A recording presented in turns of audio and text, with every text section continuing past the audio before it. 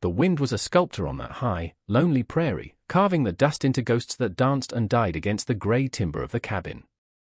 It was a land of harsh truths and long silences, and Elias was a man made in its image.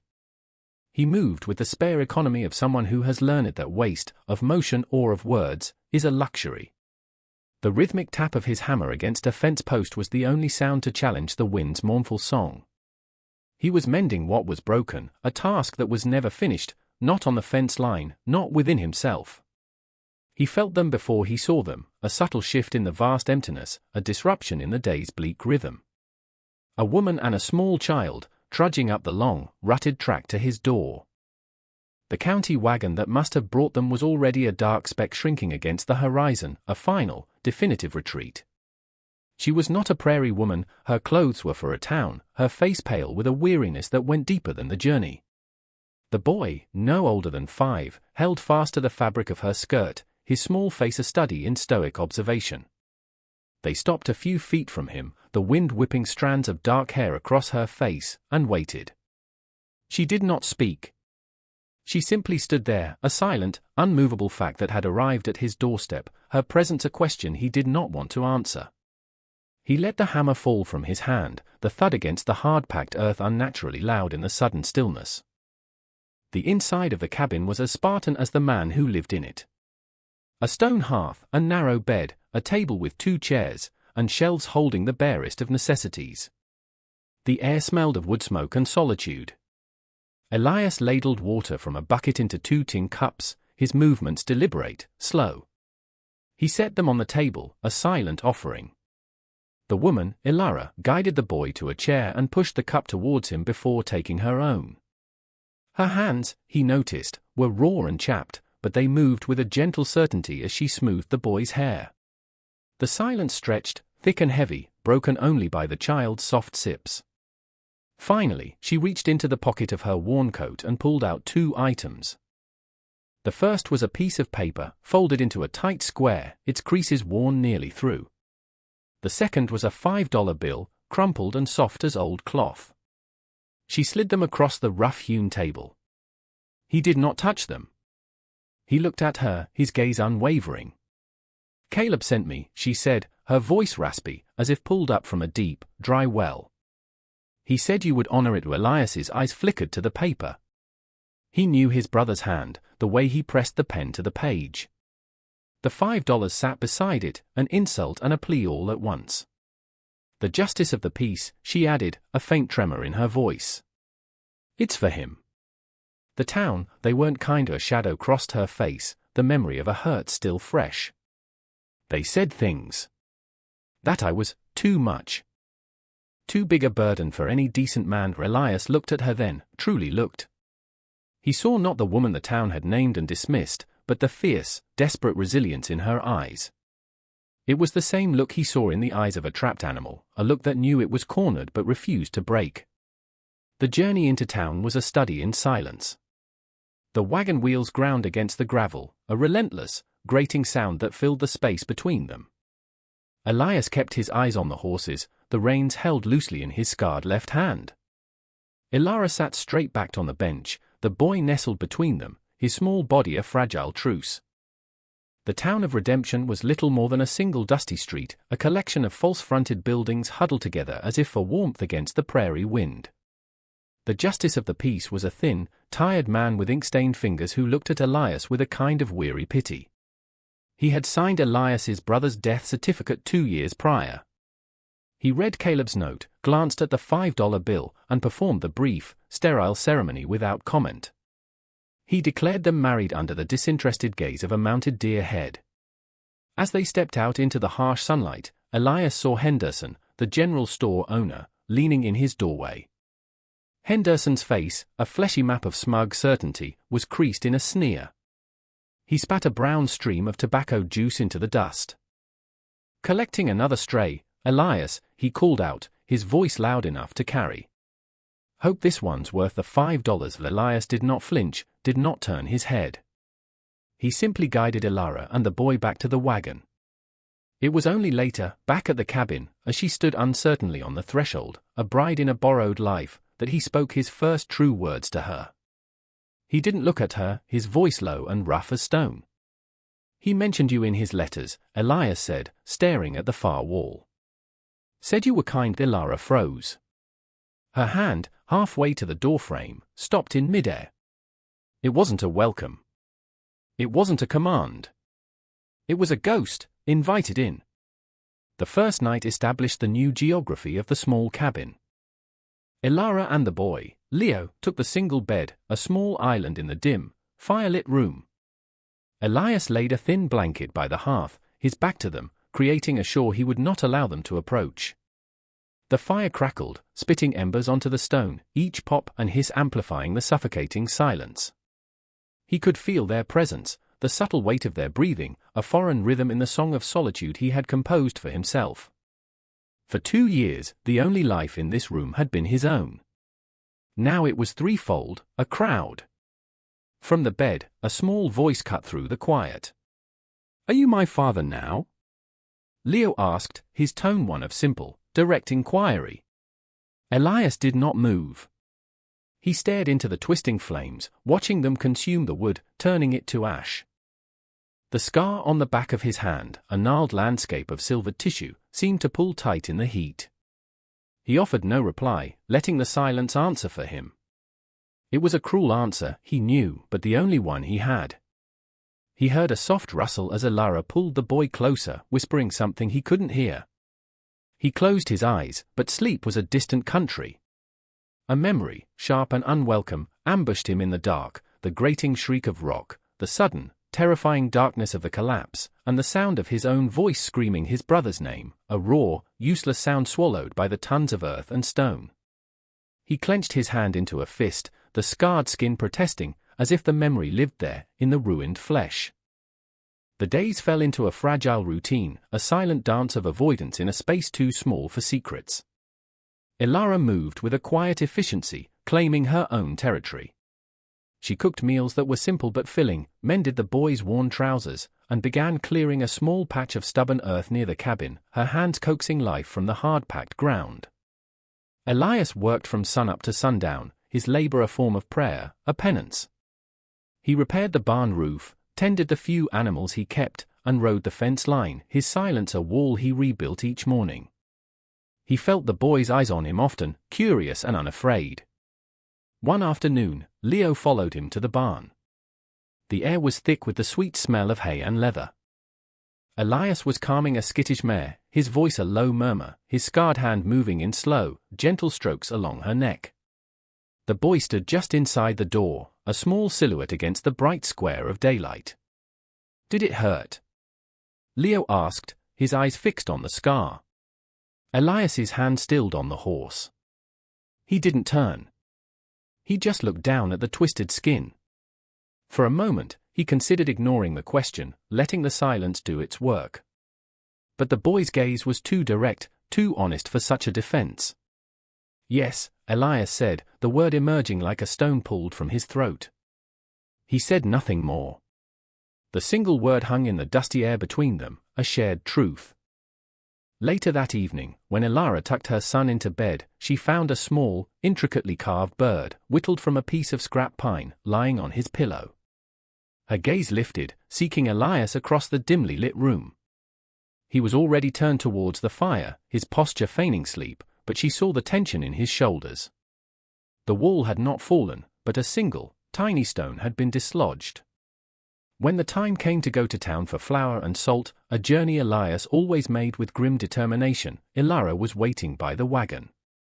She held a small cloth bag of her own, the boy standing resolutely beside her. "We're coming," she said. It was not a question. He simply nodded and helped the boy onto the seat. The air in Henderson's general store was stale with the smell of pickles, tobacco, and judgment. Henderson himself stood behind the counter, polishing a glass jar with a dirty rag, his eyes missing nothing. He watched as Elias gathered his supplies, his movements clipped and efficient. He watched as Elara examined a bolt of calico, her touch gentle on the rough fabric. "Heard you bought yourself a wife, Elias," Henderson said, his voice slick with false bonhomie. He set the jar down with a thump. "Paid $5 for that one, I hear." At least she's built for winter. Plenty of her to go around, the other men in the store chuckled, a low, cruel sound. Elias's jaw tightened until a muscle jumped. His scarred hand curled into a fist at his side. He placed the sacks of flour on the counter and stared at a point just past Henderson's head, his silence a shield of ice. But before he could speak, or more likely, not speak, Ilara stepped forward. She placed her own small bag on the counter. He paid with his name, she said, her voice low but carrying a clarity that cut through the thick air.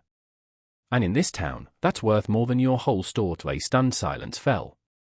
Henderson, for the first time, looked flustered, his mouth opening and closing like a fish. On the wagon ride home, the silence was different. It was no longer a void between them, but a space they shared, fortified by a battle she had chosen to fight for him. That night, a storm broke over the prairie. Wind rattled the window panes and rain lashed against the roof in a furious, relentless rhythm, as if the sky itself were trying to scour the world clean. Inside, the fire spat and hissed, casting long, dancing shadows that turned the small cabin into a cavern of fears. Leo, startled from sleep by a deafening clap of thunder, began to cry, his small body trembling under the thin blanket. Ilara gathered him into her arms, rocking him gently, her voice a low hum against the storm's roar. To soothe him, she began to tell a story. "Sure, now," she whispered. "Let me tell you about a brave man. A very brave man who went looking for treasure deep inside a mountain with his brother Elias, sitting by the fire, went still. He kept his back to them, but he was listening, every nerve ending alert. There was a terrible noise," she continued, her voice soft but clear over the wind, and the mountain groaned and fell down. The man's brother was trapped inside the dark. But the man, he didn't run. He stayed. He dug with his hands. Leo dug until his fingers were bleeding and the rock had torn his skin, trying to get to his brother. She paused, and in the quiet moment between gusts of wind, she looked directly at Elias's rigid back. He couldn't save him. But he tried. He tried until he collapsed. He wasn't a coward. He was the bravest man there ever was. Elias felt the words like a physical blow. She knew. She knew the story the town whispered was a lie. He had carried the weight of their version for so long that he had panicked, that he had failed, he had started to believe it himself. A hot, sharp pressure built behind his eyes, and a single tear he didn't know he possessed broke free, tracing a clean path through the grime on his cheek. For a long time, he did not move, letting her words settle in the quiet spaces of his soul. The storm outside began to recede, its fury spent, leaving behind a profound and echoing quiet. Slowly, as if his limbs belonged to another man, Elias rose. He crossed the room to a small, dust-covered wooden chest that sat beneath his cot, a chest he had not opened in 2 years. The lock was stiff, but it gave way with a reluctant groan. Inside, nestled in the scent of dried cedar and regret, lay the artifacts of a buried life. There was a matching wooden bird, older than Leo's, its edges softened by time and touch. And beneath it, a stack of letters tied with a piece of twine. Caleb's letters. He fumbled with the knot, his fingers clumsy, and pulled one from the middle of the stack. It was not the note she had brought him, the one that served as her introduction and his sentence. This one was different. He walked back across the room and held it out to her. Her eyes met his in the flickering firelight, questioning. She took the letter, her fingers brushing his, and unfolded it.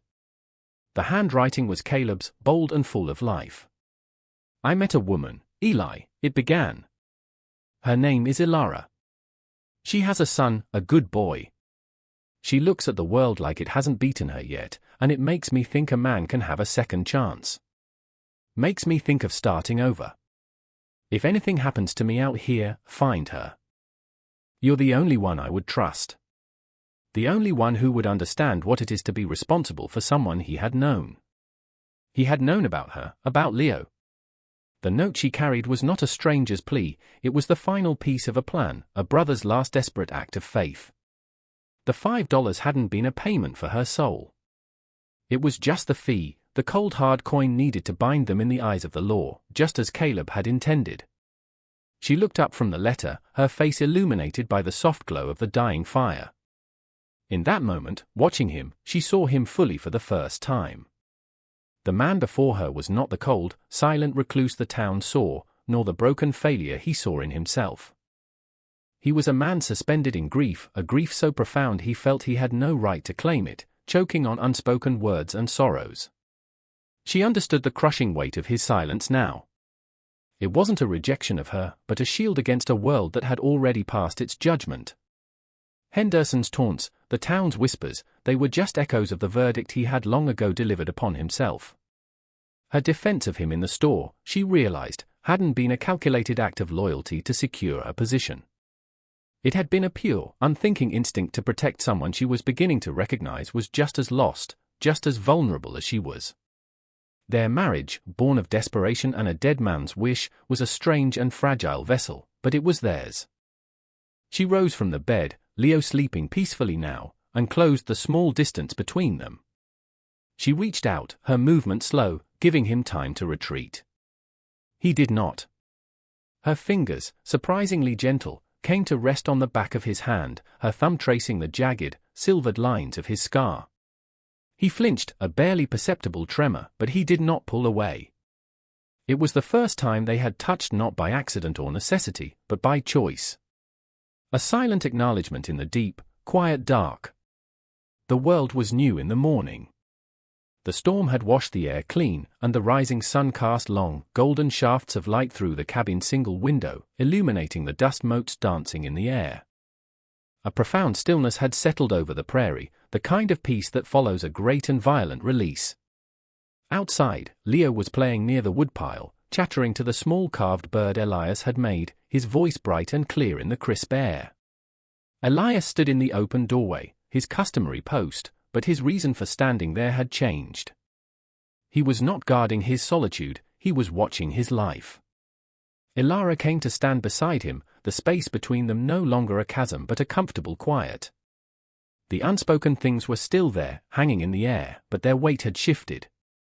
It was no longer the crushing burden of the past, but the substantial, hopeful weight of a future.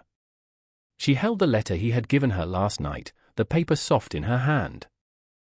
Caleb wrote about a claim, she said, her voice even, not looking at him but at the distant, blue-hazed mountains that fringed the horizon. He said he found something. Before the collapse. He said it was for us. The word hung in the air. Us. A word that had not existed in this place yesterday. Elias followed her gaze to the mountains, those jagged teeth on the edge of the world where he had lost his brother and found his shame. He looked at the boy, so small and fearless against the vast landscape. Then, finally, he looked at her. Her face was calm, resolute. A new layer of truth had been revealed, a responsibility that went beyond shelter and food. It was a legacy. A map. A reason. He gave a slow, almost imperceptible nod, a gesture of acceptance that was more eloquent than any word he could have spoken. The story was not over. It had just begun.